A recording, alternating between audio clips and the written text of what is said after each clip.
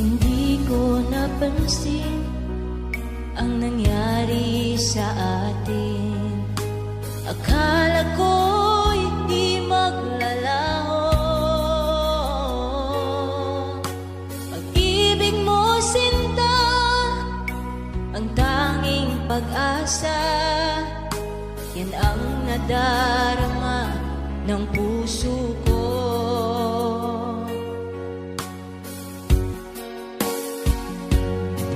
Sabi